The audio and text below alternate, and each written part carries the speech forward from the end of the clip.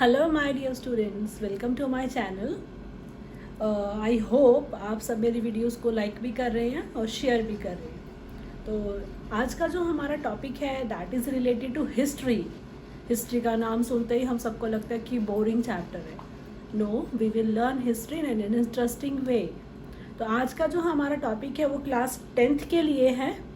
That is chapter 1, the rise of nationalism in Europe. इस chapter को मैंने बहुत ही इंटरेस्टिंग वे में आपको पढ़ाने की कोशिश की। आई होप आपको वो पसंद आएगा। तो चलो स्टार्ट करते हैं ये चैप्टर।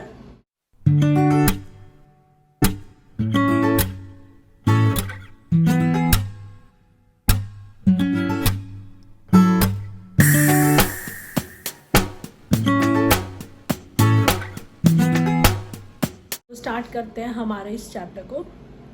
जैसे कि इस चैप्टर की शुरुआत इस पेंटिंग से होती है। अब आप इस पेंटिंग को ध्यान से देखिए, आप अपने बुक की हेल्प भी ले सकते हैं। इस पेंटिंग में आपको क्या नज़र आ रहा है? एक आपको अपनी लेफ्ट साइड पर एक स्टैचू नज़र आएगा वाइट कलर में, वो है स्टैचू ऑफ लिबर्टी। ओके, अब ध्यान से देखो कि पूरी पेंटिंग में पीछे से एक बहुत बड़ी ट्रेन है, बहुत बड़ी लाइन है और वो सब स्टैचू ऑफ लिबर्टी के पास आ रही हैं।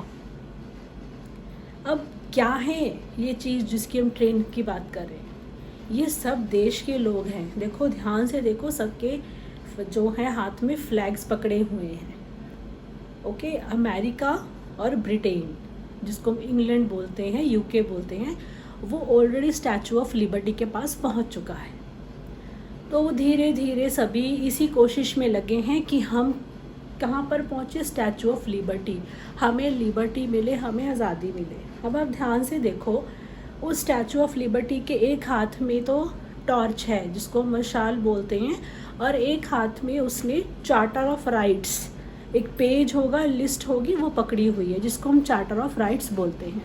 तो क्या समझना है कि ये सभी देश क्या चाहते हैं कि हमें सबको लिबर्टी मिले और हमारे सिटीजन्स को राइट्स मिले।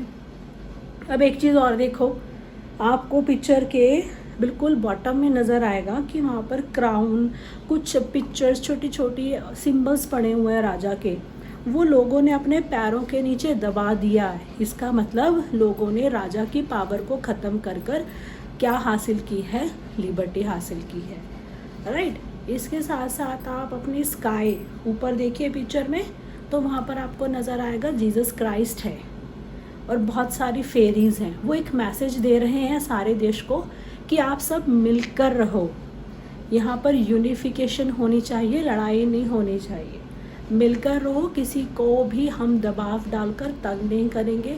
तो हम कैसे रहेंगे? एकजुट होकर। तो ये थी पिक्चर। तो मैंने आपको पिक्चर तो एक्सप्लेन कर दी। पिक्चर के बारे में आपने क्या जानना है?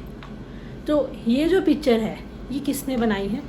आर्टिस्ट का नेम है फ्रेडरिक सोरियो। फ्रेडरिक सोरियो एक फ्रेंच आर्टिस्ट है और पेंटिंग का नाम है सीरीज़ ऑफ 4 प्रिंट्स। नाम सबने याद रखना है, सीरीज़ ऑफ 4 प्रिंट्स। इसको फ्रेडरिक सोरियो ने बनाया है, जो कि एक फ्रेंच आर्टिस्ट है, जो लोगों तक ये मैसेज पहुंचाना चाहता है कि हम सबको मिलकर रहना चाहिए। ओके, तो अब हम देखते हैं नेक्स्ट टॉपिक। शुरू करते हैं आज का चैप्टर। इस चैप्टर को शुरू करने से पहले आई होप कि आप सबने मेरी फ्रेंच रेवोल्यूशन वाली वीडियो देखी होगी, जो कि क्लास 9 के लिए बनाई गई थी। अगर आपको ये चैप्टर समझना है तो आपको पहले फ्रेंच रेवोल्यूशन की वीडियोस देखनी पड़ेगी और उसका लिंक मैं डिस्क्रिप्शन बॉक्स में डाल दूँगी, आप वहाँ से उसको वॉच कर सकते हैं। तो जैसे कि हम सब जानते हैं, जो रेवोल्यूशन होता क्या है? रेवोल्यूशन मीन्स एक बहुत बड़ा क्या आ जाना, चेंज आना, सोसाइटी में चेंज आना। तो ये सारा जो बदलाव लाए थे, रेवोल्यूशन आया था, वो कौन लाया था? फ्रांस। फ्रांस कब? 1789 में, जब इन्होंने लुई 16 को मारकर उसकी पावर बदल दी थी। फ्रांस में क्या था पहले? मोनार्की। जब लुई 16 ख़त्म हो गया तो वहाँ पे आ गई डेमोक्रेसी। पहले राजा का रूल था, अब लोगों का रूल है। जब ये सब हुआ तो क्या चेंज आया? जो राजा का फ्लैग था, रॉयल फ्लैग, उन्होंने अपना न्यू फ्लैग बना लिया, try colour means 3 colours. After that monarchy थी, पहले राजा था, अब डेमोक्रेसी आ गई है। पहले स्टेट जनरल थे, लुईस 16 ने सोसाइटी को डिफरेंट कैटेगरीज में, स्टेट जनरल्स में डिवाइड किया हुआ था। तो अब वहाँ पर बन गई है एक अकेली नेशनल असेंबली। और नेशनल असेंबली ने अपना एक एम बना लिया, क्या मिशन लिया, टू लिबरेट ऑल, कि जितने भी जगहें हैं या देश हैं, कोई भी जगह है जो राजा के अंडर है, जहाँ पे आज भी मोनार्की है, वहाँ से हम लोगों को आज़ादी दिलवाएंगे। तो ये मिशन बनाया नेशनल असेंबली ने। तो इसकी वजह से जब हमने देखा था कि फ्रेंच रेवोल्यूशन आने पर जैकोबिन क्लब भी बना था, तो ये सारा काम जैकोबिन क्लब ने भी किया। तो इसके साथ साथ जैकोबिन क्लब ने भी अपना मिशन क्या बनाया, टू लिबरेट ऑल। तो इसने आगे क्या किया जैकोबिन क्लब ने, वो आगे वाले हम जितने भी टॉपिक्स उसमें डिस्कस करेंगे। तो अब हम क्या देखेंगे कि इनके मिशन को बनाने के बाद पूरे यूरोप में कैसे हलचल मच गई। तो हम देखते हैं नेक्स्ट वन। हमारे नेक्स्ट टॉपिक को स्टार्ट करने से पहले एक और चीज़ आप सीख लीजिए जो इस चैप्टर में है, दैट इज़ नेपोलियनिक कोड 1804। इसको सिविल कोड ऑफ 1804 के नाम से भी जानते हैं। तो ये किसने इंट्रोड्यूस किया था, जैसे कि नाम में ही आप देखिए नेपोलियनिक मीन्स नेपोलियन ने इसको इंट्रोड्यूस किया है। मैंने फ्रेंच रेवोल्यूशन वाले चैप्टर में भी आपको बताया था कि नेपोलियन कौन था। जब वहाँ पर डायरेक्टरी ने काम अच्छे से नहीं किया तो वहाँ पर मिलिट्री या डिक्टेटर आता है नेपोलियन। नेपोलियन जब वहाँ पर राजा बना फ्रांस में तो उसने क्या क्या चेंजेस लाए ये देखते हैं। जब नेपोलियन आया तो उसने अपनी जितनी भी प्रजा थी, जितने भी लोग थे, सबको बहुत खुशियाँ दी। मीन्स जैसे वो राजा से दुखी थे तो अब वो बहुत ज़्यादा खुश थे। क्यों खुश थे, क्योंकि नेपोलियन ने आके सब सिस्टम को बदल दिया। फ्री ट्रेड, पहले कोई किसी से बिजनेस या ट्रेड नहीं कर सकता था, सिर्फ राजा को ही इसकी परमिशन थी। राजा की परमिशन से कुछ भी नहीं होता था। रिमूव सेंसरशिप, पहले जब लुईस 16 था सेंसरशिप लगी हुई थी। इसका मीन होता है जब हम किसी भी प्रेस मीडिया किसी भी चीज़ पर रोक लगा दे देते हैं तो उसको बोलते हैं सेंसरशिप। तो ये भी हटा दी गई। उसके बाद अबॉलिश्ड प्रिविलेजेस ऑन बर्थ, जैसे नोबिलिटी और क्लर्जी थे उनको बर्थ से ही सारी फैसिलिटीज़ थी, तो इसीलिए उन्होंने क्या किया है कि सारी बर्थ के बेसिस पे जितनी फैसिलिटीज़ थी नेपोलियन ने उसको भी ख़त्म कर दिया।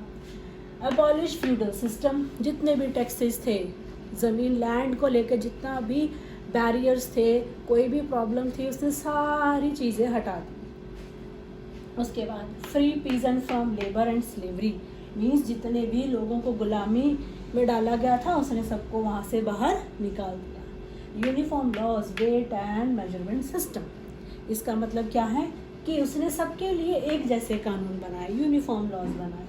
वेट और मेजरमेंट का एक ही सिस्टम रखा, क्योंकि पहले यहाँ पर जब ट्रेड की बात आती है हर एक कंट्री ने, हर एक जगह ने अपना अपना जो था सिस्टम सजेस्ट किया हुआ था।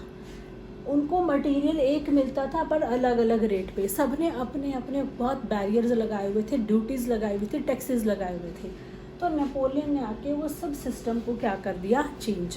तो आगे आपको पता चलेगा फ्री ट्रेड के लिए नेपोलियन ने क्या किया था। नेपोलियन ने एक कस्टम यूनियन बनाई थी, वो मैं आपको आगे बताऊंगी कि इसने किस तरह से इतनी बड़ी जो प्रॉब्लम थी उसको सॉल्व किया था। ओके, तो अब हम देखते हैं हमारा जो नेक्स्ट टॉपिक है, the making of nationalism in Europe. Making of nationalism को शुरू करने से पहले आप ये चीज़ जानिए कि 1815 में बैटल ऑफ वाटरलू, ये लड़ाई हुई है, किसके बीच में हुई है, Napoleon and the powers Russia, Britain, Prussia and Austria. What was the reason behind it, इसके पीछे क्या रीज़न था। इसके पीछे रीज़न ये था कि जैसे जैसे नेपोलियन को पावर मिलती गई इसने बहुत सारी टेरिटरीज़ को अपने अंडर कर लिया। तो इसमें एरोगेंस, जैसे हम कहते हैं ना जब ज़्यादा पावर मिलने लग जाती है तो एक पर्सन में एरोगेंसी आ जाती है, एटीट्यूड, ईगोइस्टिक।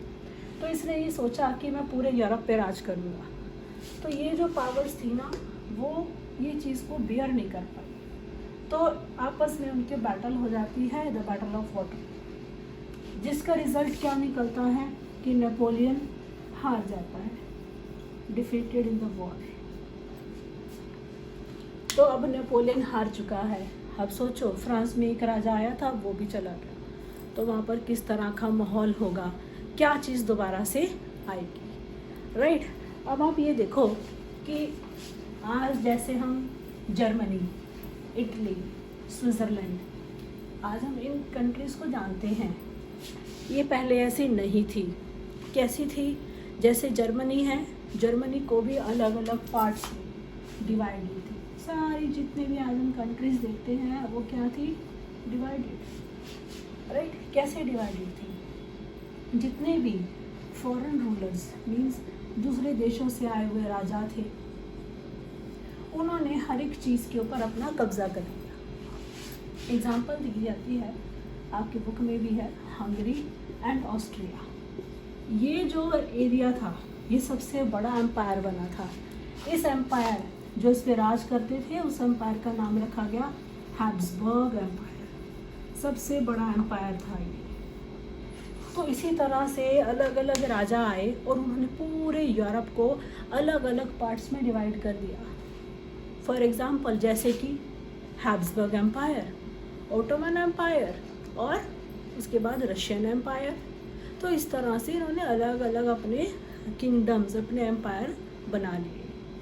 अब फिर से फ्रांस में क्या माहौल हो गया? देखो, उसको राजा को मारा गया था लुई 16 को, क्योंकि वो लोगों पर क्या था, बहुत ज़्यादा अत्याचार करने लगा। कभी वहाँ पे फिर डेमोक्रेसी आई, फिर राजा को वहाँ पे नहीं है, नेपोलियन को मार दिया गया, और आज फिर से वहाँ पर पुराना माहौल आ चुका है। वही हम अब देखेंगे कि दोबारा से फ्रांस में वही चीज़ आ गई। फिर से वहाँ पर किसको लाया गया? ट्रेडिशनल कंजर्वेटिव ऑर्डर, वही पुराने राजा के रूल्स को लागू करने की बात की गई। अब जैसे कि मैंने आपको बताया कि फिर से राजा का रूल आने की संभावना या चांसेस बढ़ने लगे। तो अब डेमोक्रेसी खत्म हो रही थी, तो किसने जन्म लिया? एरिस्टोक्रेसी। मतलब फिर से पावर किसके पास आ गई? वन इंडिविजुअल और ग्रुप। तो इनके पास फिर से पावर आने लगी, और साथ साथ में हमने क्या देखा कि एक न्यू क्लास, मिडिल क्लास का जन्म होने लगा। ये मिडिल क्लास कैसे आई? जैसे ही इंग्लैंड ने 1850s में इंडस्ट्रियलाइजेशन शुरू की, वहाँ पे इंडस्ट्रीज बनने लगी, इंडस्ट्रियलाइजेशन का टाइम शुरू हो गया, राइट। इंडस्ट्रियलाइजेशन आने से लोगों में फीलिंग आई कि हम भी पढ़ें, तो उन्होंने एजुकेशन लेनी स्टार्ट की। लोग एजुकेटेड होने लगे, स्किल्ड बनने लगे, स्किल्ड के साथ साथ किसी चीज़ में वो प्रोफेशनल भी होने लगे। तो जब एक इंसान एजुकेटेड हो जाता है, स्किल्ड है, प्रोफेशनल है, तो फिर उसको अपने राइट्स के बारे में भी पता चलता है। तो फिर से वो यही बात करते हैं कि हमें तो अपने देश की यूनिटी चाहिए। हमें जो ये एरिस्टोक्रेसी हमारे साथ जो कर रही है, हम इस चीज़ को बिल्कुल भी बियर नहीं करेंगे, बर्दाश्त नहीं करेंगे। मीन्स जैसे फ्रेंच रेवोल्यूशन वाले लोग आए थे आगे, अब इन्होंने भी आगे आना शुरू कर दिया कि हमें क्या है, आज़ादी चाहिए, वी वांट लिबर्टी। तो यही चीज़ को देखते ही देखते एक न्यू कॉन्सेप्ट हमारे सामने आया। वो न्यू कॉन्सेप्ट क्या था? लिबरलिज्म। ये बहुत इम्पोर्टेंट है, ये कॉन्सेप्ट आया हमारे आगे, लिबरलिज्म। इसको बहुत ध्यान से समझिएगा। ये रहा हमारा वर्ड लिबर। लिबर कौन सी भाषा से है, कौन सी लैंग्वेज से है? It's a Latin word, Latin word है। इसका जो मीनिंग होता है वो है फ्री, आज़ादी। तो उस समय के लोगों ने लिबरलिज्म के 3 मतलब निकाले। एक था सोशल, एक पॉलिटिकल और एक था इकोनॉमिकल। सोशल से इसका मतलब क्या समझा गया? कहते सोशल का मतलब that we all are equal, हम सब इक्वल हैं और हमारे पास क्या है? फ्रीडम है। तो ये सब इस चीज़ की डिमांड करने लगे। उसके बाद पॉलिटिकली, जैसे वहाँ पे फिर एरिस्टोक्रेसी, राजा के आने की संभावना थी, तो पॉलिटिकली उन्होंने क्या कहा, वो कहते हैं कि जो गवर्नमेंट बनेगी बाय कंसेंट, मीन्स हम लोगों की मर्जी से, कंसेंट से गवर्नमेंट बनेगी। फिर आप ये चीज़ नोट करो, राजा मर गया, डेमोक्रेसी आई, फिर से रेवोल्यूशन का टाइम आ रहा है और फिर से क्या आएगी, डेमोक्रेसी। और इकोनॉमिकली क्या कहने लगे, क्योंकि वो पढ़ लिखने लगे, एजुकेटेड हो गए, तो कहते हैं कि हम ट्रेड कैसे करेंगे, फ्री ट्रेड, हमें कोई रेस्ट्रिक्शन नहीं चाहिए। फ्री ट्रेड कौन लेकर आया था, नेपोलियन। वही चीज़ें लोगों दोबारा से डिमांड करने लगे। तो ये था लिबरलिज्म का कॉन्सेप्ट। अब इस लिबरलिज्म के कॉन्सेप्ट की जब बातें होने लगी सोसाइटी में, यूरोप में जब इसकी बातें हुई, तो क्या देखा गया कि ये कहाँ से आया, क्यों इसकी बातें उठाई गई। हमने पहले पढ़ा, नेपोलियन ने फ्री ट्रेड शुरू किया था। सिविल कोड में हमने देखा है कि नेपोलियन ने फ्री ट्रेड की बात की है, राइट। फ्री ट्रेड की जब उसने बात की, तो कहते हैं कि ये कॉन्सेप्ट कहाँ से आया। नेपोलियन जब राजा बना तो उसने एक चीज़ नोट की कि एक पर्सन को बिजनेस करने के लिए बहुत सारी प्रॉब्लम्स देखनी पड़ती है, फेस करनी पड़ती है। क्या फेस करनी पड़ती है कि अगर उसने एक ही मटेरियल अलग अलग प्लेसेस से लेना है, तो अलग अलग प्लेसेस का जो रेट है या प्राइस है वो क्या है, डिफरेंट है। बट जो मटेरियल है सब जगह वो बिल्कुल क्या है, सेम है। सब ने अपने अलग अलग क्या लगाई हुई है, ड्यूटीज़। यहाँ पर ड्यूटीज़ का मतलब है टैक्स। सब ने अपने अलग अलग टैक्स लगाए हैं, तो इस पर्सन को तो बहुत प्रॉब्लम होगी। फॉर एग्जांपल सब ने अपने 11 टैक्सेस लगाए होते हैं, तो इसको तो हर जगह टैक्सेस पे करने पड़ेंगे, पर इसको किसी भी चीज़ का प्रॉफिट नहीं होगा। तो क्या किया नेपोलियन ने, ये सब चीज़ को ख़त्म कर दिया, अबॉलिश कर दिया। कहता ऐसा नहीं होना चाहिए, कोई भी किसी भी तरीके की टैक्स की प्रॉब्लम ना आए, तो उसने फ्री ट्रेड शुरू किया।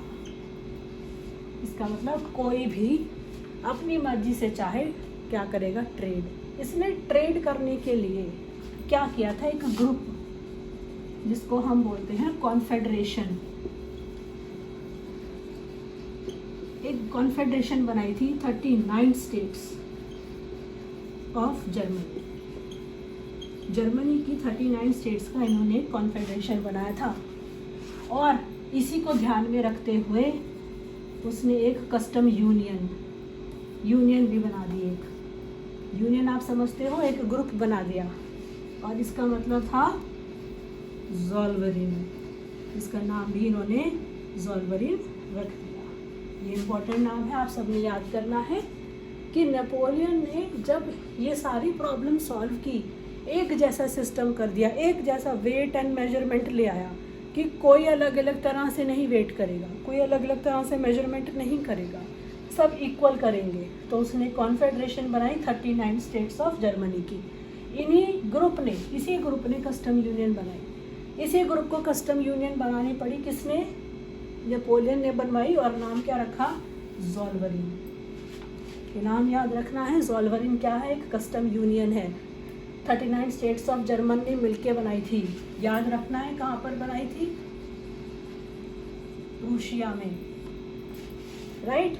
क्यों बनाई थी, फिर से हम घूम के आ गए, किस चीज़ के लिए, ताकि सभी आसानी से क्या कर सकें, ट्रेड को कर सकें।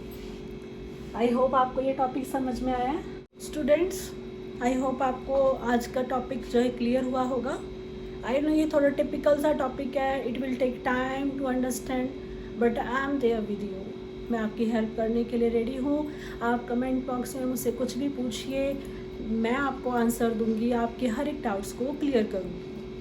ओके, अगर नहीं कुछ समझ आता है, आप मुझे आसानी से विदाउट एनी हेजिटेशन पूछ सकते हैं।